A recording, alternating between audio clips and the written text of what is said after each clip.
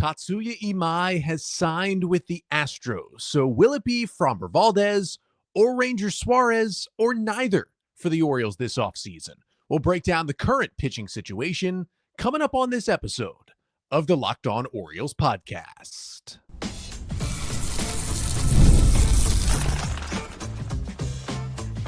You are Locked On Orioles, your daily Baltimore Orioles podcast. Part of the Locked On Podcast Network, your team every day.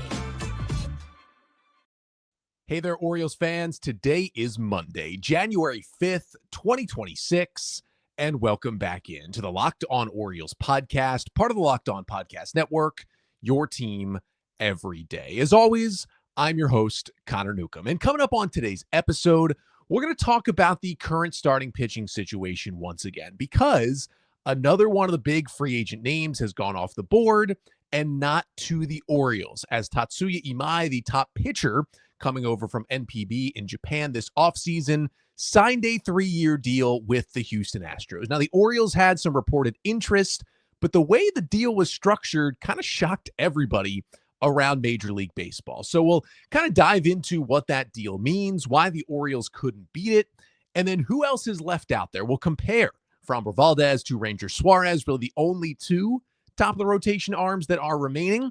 And we'll talk about the rest of the Orioles options and also why next year's free agent pitching class is better, kind of substantially, and how that factors in to this year's decisions. But that's all coming up on this episode of the Locked On Orioles podcast, which is brought to you by FanDuel. Before tip-off, check the FanDuel app and see what's dropping during NBA Happy Hour every Friday from 6 to 7:30 p.m. Eastern.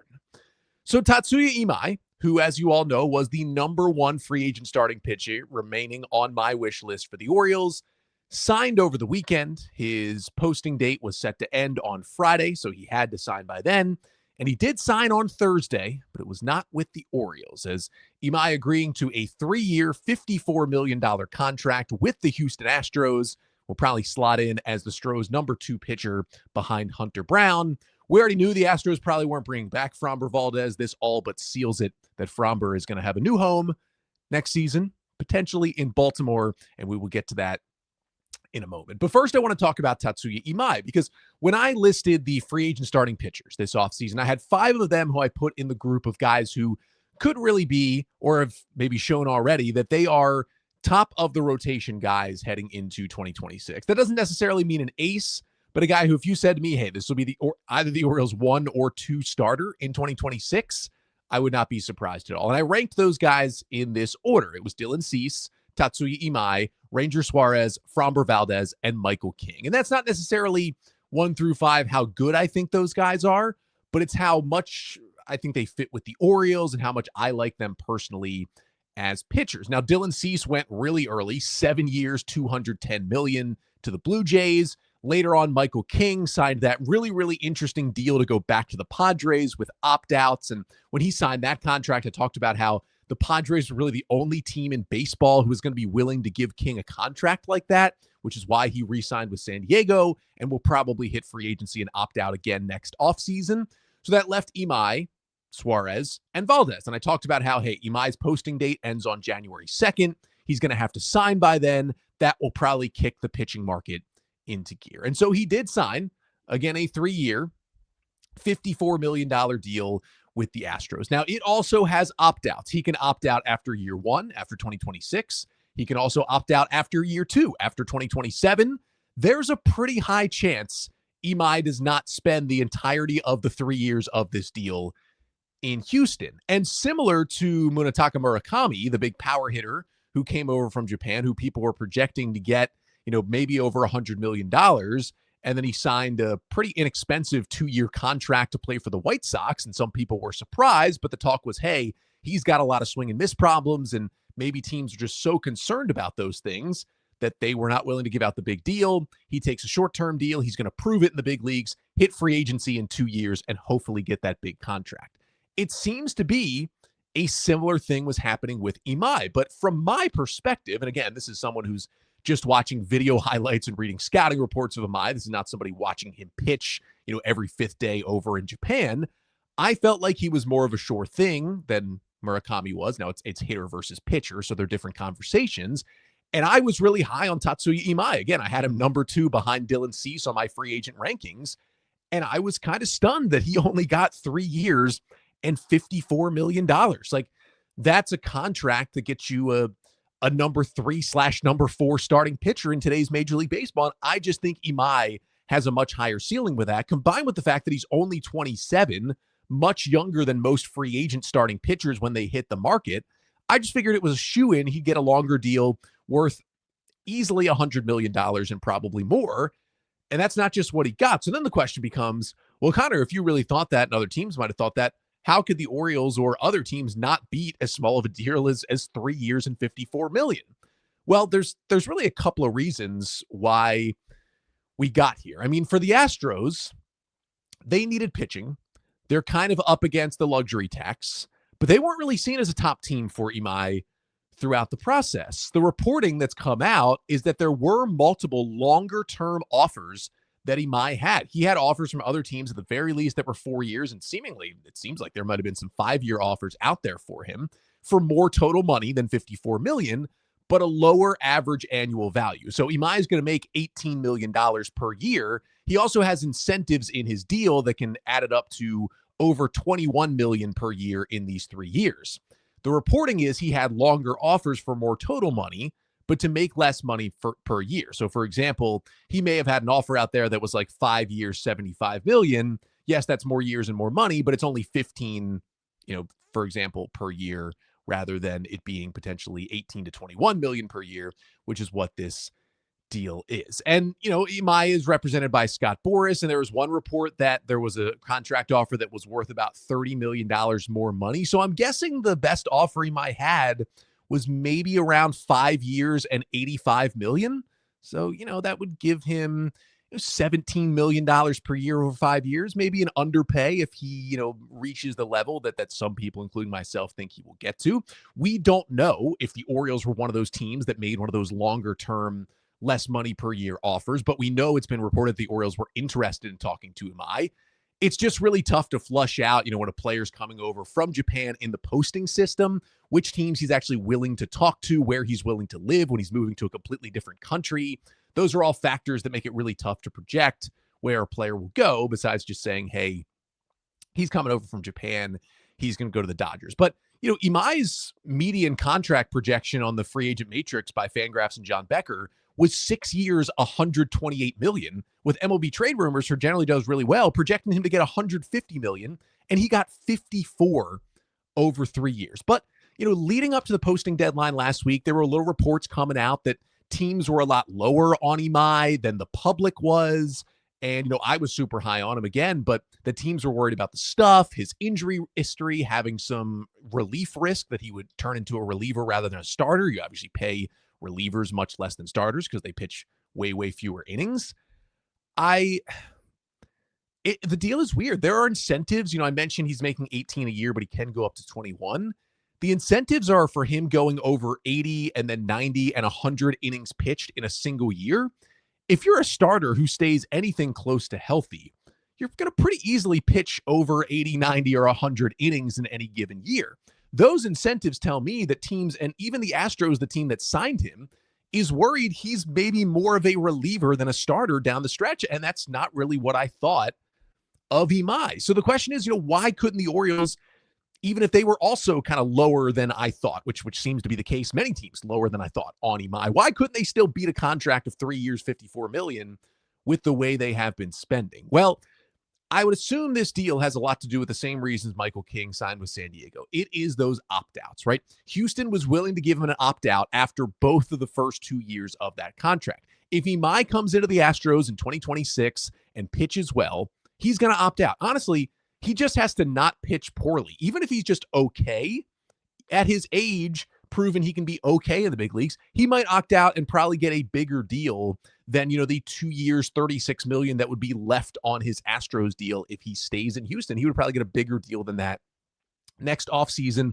still at only 28 years old, still younger than most starting pitchers when they hit free agency. And if he's really good, he could maybe get that 6-year-ish deal that's pushing, $150 million next offseason if he shows that he's great. and then he opts out. But I get why the Orioles, and it seems like a lot of other teams who were seemingly somewhat interested, wouldn't give him this exact contract structure, because basically, if you're the Astros, you're signing up for a 1-year deal here with Imai. Like, he would have to be pretty bad for him to not opt out of this contract after year 1. And if he's pretty bad, you're stuck with him for 3 years. Maybe you convert him to a reliever in the final 2 years and he's good, but that's a pretty expensive reliever at $18+ million per year. On the flip side, the Astros still have to pay a posting fee, which it's a lot of convoluted math, but on top of the contract you pay to a Japanese player to come over from NPB, if he is posted by his team, which Imai was, you also have to pay a cut of that contract to his team that he previously played for over in Japan. And because this deal is opt-outs instead of player options, the Astros basically have to pay the percentage of the total $54 million, even though they may only end up paying him for 1 year of that deal and then he opts out. So it's really just going to end up as a super, super expensive 1-year contract for Tatsuya Imai if he's at least solid in the big leagues in 2026. And for many teams, that's just not worth it to give him that much for 1 year. And if you're the O's and you signed Imai to this contract, Imai, Zach Eflin, and Trevor Rogers, 3 of the 5 in your rotation potentially, would all be hitting free agency next winter. That is a tough thing to line up a lot of your starting pitchers going to free agency at the same time. Now, you'd have to think that him and his agent Scott Boras were just really disappointed in what the market offered. The teams were a lot lower on Imai than they initially thought. I mean, I would still be happy if the Orioles had given Imai this exact deal, the 3 for $54 with the opt-outs after each year. But I get why you would prefer a deal in the 5 years, $80 to $90 million range. Maybe the Orioles were one of the teams that offered that different type of deal without the opt-outs, because then you can pencil him in for some kind of role for 5 years at not a bad price. Even if he becomes a good reliever instead of a starter, it's an overpay for a reliever, but it's not like it's going to sink you for $18 million per year for at least if he's a good relief pitcher. And you'd think at worst, he spends a good amount of time starting for you and bringing you more value. Imai just simply turned down more security and more money overall to bet on himself, and you got to respect that. He saw the market. He thought he's worth a lot more than teams were offering. Again, it seems like there was not a single offer that even reached $100 million from a team, and their projections were that he could get 150 or more. And credit to him, he thinks he's worth that 150 or more as a free agent. So he goes to Houston, where the rotation is not great, and he knows that it's going to be pretty easy for him to stay in that rotation all year. He stays healthy. He makes, 28 to 30 starts for the Astros. He pitches well. He pitches the way he knows he can, the way he's pitched in Japan over the past couple of years that made him a big-time free agent and made him get posted this offseason. And then he opts out after year 1 in 2026 and gets that big deal. And, I guess the Orioles were just one of those teams that were lower on him. I mean, I was shocked how low the market was with how the pitch data looked and how the stuff looked over in Japan, but these teams know more than I do. And I guess, we'll just kind of see how this season plays out for him and the Astros and then go from there. And again, I think it's very likely he opts out and becomes a free agent again next winter. And hey, maybe it's next winter that the Orioles see him proven in MLB, sign him to that bigger deal, and still get Tatsuya Imai, maybe just 1 year late. But where does that leave the Orioles, right? Cease off the board, King off the board, now Imai off the board. And although the O's have gotten 2 starters so far in Shane Baz and Zach Eflin this winter, we all agree they'd still like to add one more big one at the top of the rotation. There's 2 of those guys left in free agency. We'll talk about Framber Valdez and Ranger Suarez coming up next. But first, this episode of the Locked On Orioles podcast is brought to you by FanDuel. Fridays, they already feel different during basketball season, and FanDuel is making them even better. Every Friday night before the games tip off, FanDuel gives fans a new way to kick off the weekend with NBA Happy Hour. NBA Happy Hour is your official pregame, a limited time window where special offers drop right inside the FanDuel app before the action starts. You open the FanDuel app during Happy Hour, it always brings something new. There's boosts, there's bonuses, and a whole lot of surprises. So before tip-off, check the FanDuel app and see what's dropping during NBA Happy Hour every Friday from 6 to 7:30 p.m. Eastern. A little basketball, a little action, and a whole lot of Friday energy. That's NBA Happy Hour, only on FanDuel, the official sportsbook partner of the NBA. So we'll get to Framber Valdez and Ranger Suarez in just a moment. But first, I want to thank you again for making Locked On Orioles your first listen of the day. And thank you for making Locked On the #1 sports podcast network. Now, you already live your team every day here with the Orioles. Now it's time to take it up a level and go ad-free. You can join the Everydayer Club today and get Locked On Orioles with no interruptions. That is ad-free. Members-only Discord access where we're in there chatting about the Orioles with me and other O's fans, and more, all for just $5 per month, or to save a little money, $50 per year. So go to lockedonorioles.supercast.com or check the link that'll be down here in the show notes to learn more about joining the Everydayer Club. So Tatsuya Imai is off the board, 3-year deal with the opt-outs to the Astros. We would think, even after trading for Boz and signing Eflin, the reporting is that the Orioles are still looking for more starting pitching help heading into 2026. And while I love Kyle Bradish, and he's hopefully going to be back and fully healthy this season after finishing 4th in AL Cy Young voting the last time we saw him fully healthy in 2023, another top-of-the-rotation pitcher is going to be the thing that puts this Orioles team, I think, over the top after the disaster that was 2025. And in free agency, there are 2 of those guys left, Ranger Suarez and Framber Valdez. I had them ranked 3rd and 4th on my free agent starting pitcher wish list rankings. And as I'd been talking about the past couple of weeks with Imai's posting deadline coming up on January 2nd, knowing he would have to sign by that date, I talked a lot about how, hey, Imai is going to sign on the 2nd, and maybe by that next week, we might see Valdez and Suarez sign because teams are going to wait for Imai. They see him as a big ticket pitcher. They don't get him. Well, we move officially to Valdez and Suarez. Here's the thing.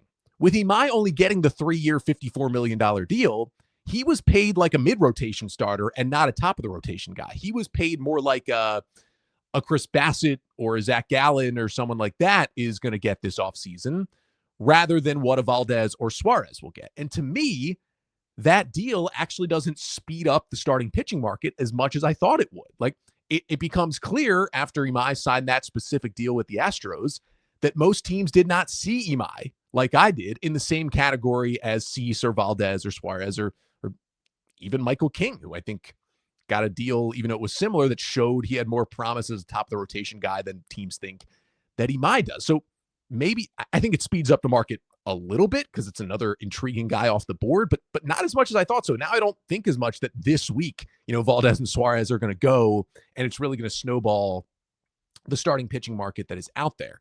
But for the Orioles, if they're going to add another top guy, that's who is left out there. The Athletic and ESPN both reporting that the Orioles still have interest in both Framber Valdez and Ranger Suarez. And as a reminder, on these 2 guys, Framber Valdez coming from the Astros, 32-year-old lefty. He was kind of scouted and helped develop by Mike Elias and his crew in Houston, probably looking for around a 6-year deal in the $180 to $200 million range. We'll see. He had a 3.66 ERA and a 3.37 FIP in 31 starts with the Astros this season. He's made at least 28 starts in each of the last 4 years and has a 3.21 ERA in that stretch. It's a great sinker at 94, makes him one of the best ground ball starting pitchers in all of baseball. Then a good curveball and a good changeup to go with it allows him to get righties and lefties out. Those pitches get a ton of swing and miss. But there's also some character concerns with Valdez. There's been some issues with him in the clubhouse, interacting with teammates, and the big kind of public blow up came this season when it looked like he very clearly intentionally threw a fastball at his own catcher in a weird dust up this season. He also didn't pitch super well down the stretch this year. Then the other one is Ranger Suarez, also a lefty. He's 30. He's 2 years younger. He may want even 7 years, pushing towards that $150+ million. He threw a career high 157 and a third innings this year with the Phillies at a 3.20 ERA. He's dealt with multiple back issues in the last 3 years. He's never made 30 starts in a season, which is why 157 innings was a career high. But it wasn't just a career high in innings. Most of his numbers, ERA, walk rate, strikeouts, all that good stuff, were career best this year while throwing the most innings. So that is nice to see. His 31% hard hit rate against is one of the lowest in Major League Baseball. It's a lot of soft contact. It's a lot of ground balls. Where he makes up for not having the highest strikeout rate, it's not hard contact against him. He turns a lot of things into outs. It allows him to kind of work deeper into games at times as well. But the drawback on Suarez, I'd say the big one for Valdez is he's a little older and the character things. For Suarez, it's his sinker and four-seam fastball sit at like 90 to 91 miles an hour. That's concerning because generally as guys get older, their velo goes down, and it's already been going down. He was more of a 93 guy even a couple of years ago. The worry is he's going to be throwing 88 in a couple of years. And although he's been good with 90, 91, that maybe makes you feel a little bit more comfortable that he can still be good with 89.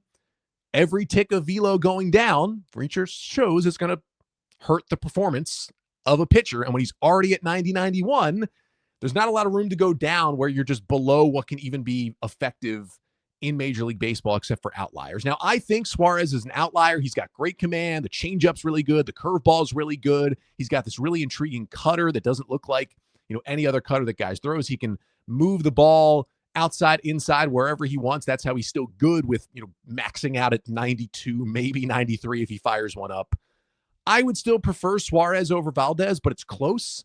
I think the character concerns for Valdez gives the edge to Ranger Suarez for me.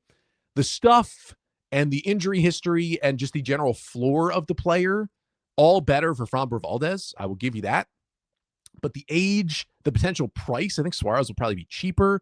I think the peak performance level and the clubhouse presence, I think makes Suarez a better fit, and I give him the edge. Now, I would be fine at this point with the Orioles signing either of them, right? Both of them would make the Orioles a lot better in the rotation. I don't think either at this point is like a legit lockdown, no doubt number one.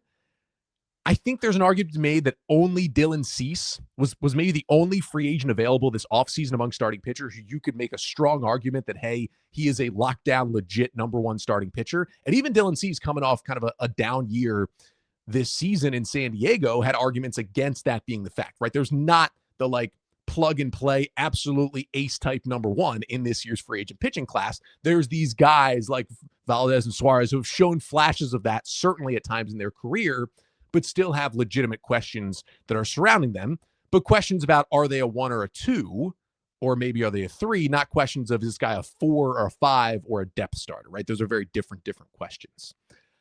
I'd prefer probably a 4-year deal with either of them, even if it's a higher average annual value. But what I would do with Suarez and Valdez if I'm the Orioles, I would offer both of them 4-year, $120 million contracts and just see who bites. And if either of them bites, take it and go and put them at the top of your rotation along with Kyle Bradish and Trevor Rogers and go into the season like that.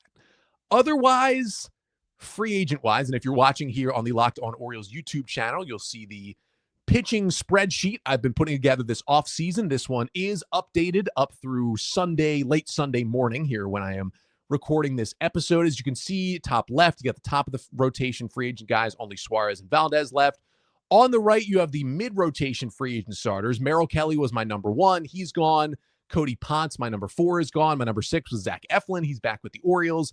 And number 8 was Tyler Mahle. He signed a 1-year deal with the Giants. I have the top 10 here. So that includes Chris Bassett, Zach Gallen, Justin Verlander, Lucas Giolito, Zach Littell, and Nick Martinez in that order. For me, there's only 2 of these mid-rotation guys where if the Orioles signed them, I'd feel like, you know what? You could argue with me that Eflin, Shane Baz, and this guy was enough this offseason. And that for me is Chris Bassett and Zach Gallen. Bassett, I like the mix of stuff. Yes, he's older, right? I think he's 36 going on 37 at this point. So you're probably not giving him more than a 2-year deal at this point in his career, but he's shown he can be a good starting pitcher. He was amazing as a reliever in the Blue Jays World Series run last season.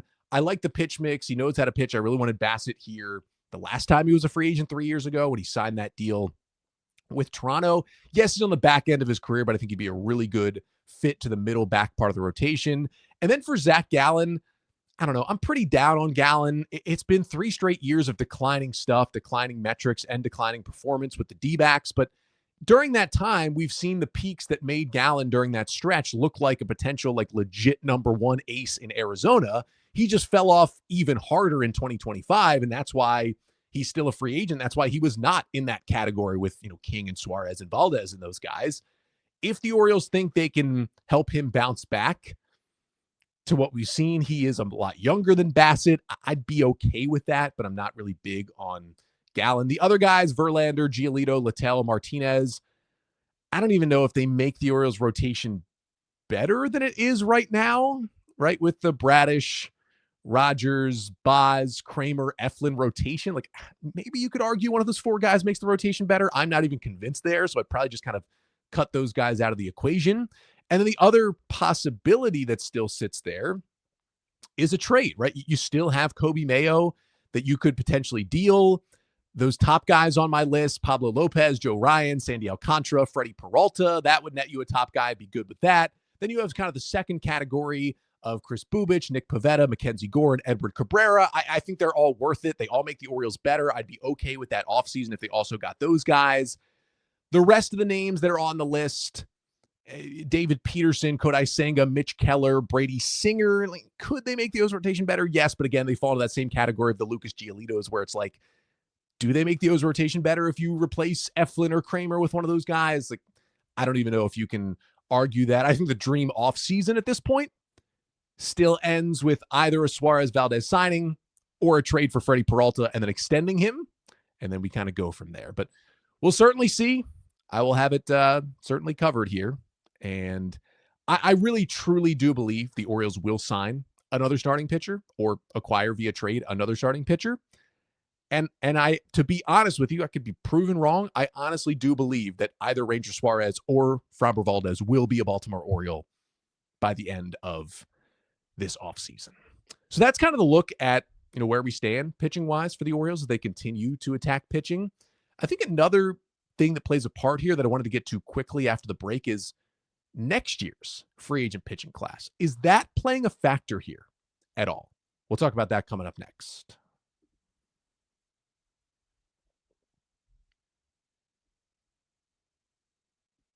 So the one thing I haven't really talked about much yet is next year's free agent class, right? You just saw what this year's class looks like.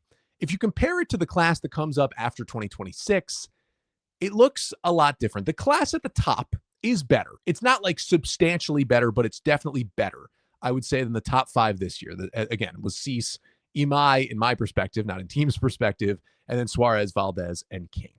Next year, I think that top five group, again, it's led by Tarik Skubal. So that's already better because that's the best pitcher in the world right now. Then you add in Freddie Peralta. Michael King probably is going to be a free agent again. And then I'd add Chris Sale and Jesus Luzardo into that list. If that was a five-man rotation versus the one from this year, it'd be a toss-up. But I think with Tarik Skubal at the top, along with Freddie Peralta, two guys who I think are legit, no doubt, number ones, I think that makes the next year's class better than this one's at the top. Now, the next group of starting pitchers is where I really think next year's class just overwhelms what we're looking at this year's class. You can add in that Tatsuya Imai will probably opt out and be part of next year's group of good starting pitchers. And if he pitches well, he jumps back up into that ace group. But you've also got Shane Bieber, Trevor Rogers, Shota Imanaga, Jack Flaherty, Casey Mize, Chris Bubich, Nick Pivetta, Matthew Boyd, Kevin Gausman, Robbie Ray, Sonny Gray, Jamison Tyone, Brandon Woodruff, Brady Singer.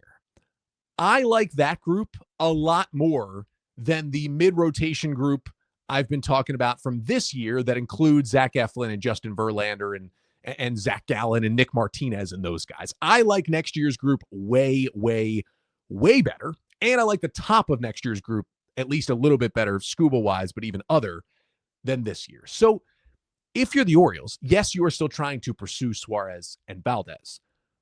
But are you thinking about it this way? Maybe you add another starter via trade. Maybe it's one of those interesting guys. Maybe you go and get a Chris Bubich with 1 year remaining. Or maybe you find a way to swing a Mackenzie Gore deal. Or whatever it may be. You make a move for one of these traded guys. And you target next offseason to say that's when we make the big free agent splash, right? We'll still have Shane Baz. We'll still have Kyle Bradish under contract. We'll still have Dean Kramer. Maybe we extend one of Rogers or Eflin, whoever pitches better in 2026, and we still have ourselves a good look at a rotation. And that's when we end, or we add, I should say, the no doubt ace. Would it be Tarik Skubal? That would be amazing. But even if it's Freddie Peralta, even if it's Luzardo or Chris Sale at the top, right? Or it's a more proven Imai. It's a Kevin Gausman coming back home, right? Any of these moves, I think it's just a better class next year. I don't think the Orioles should be saying, oh, this is a better class next year, so let's not do anything this year. That is not what they should be doing, and they've already kind of proven they're not really doing that because they've already gotten Boz and Eflin, and they're still reportedly interested in doing more to the rotation, but it's something probably in the back of Mike Elias's mind. He knows he needs to focus on 2026, and everything he's done this offseason proves that the pressure is on for this season, but it's just a little piece to think about for what's available and what is better available in next offseason free agent starting pitching class, and that's beyond who could be available to be a trade next year potentially as well.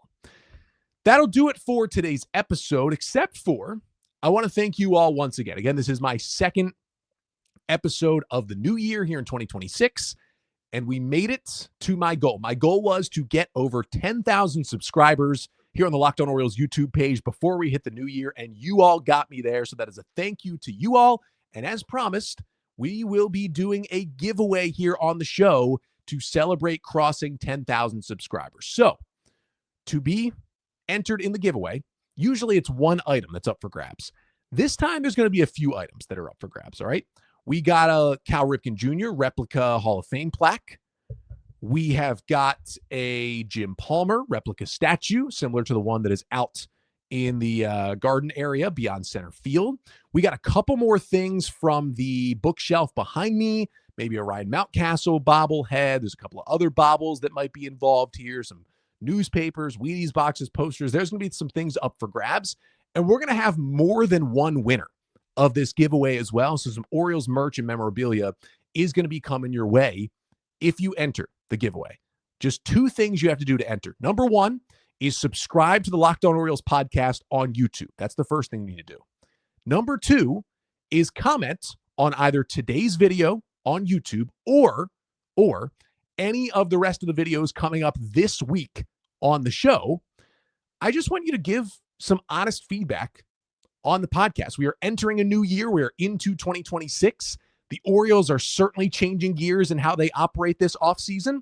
I want to know if I should be changing gears a little bit and how I operate with this podcast. It can be the content, the audio, the video, the posting schedule, what I talk about, anything, positive, negative, somewhere in between.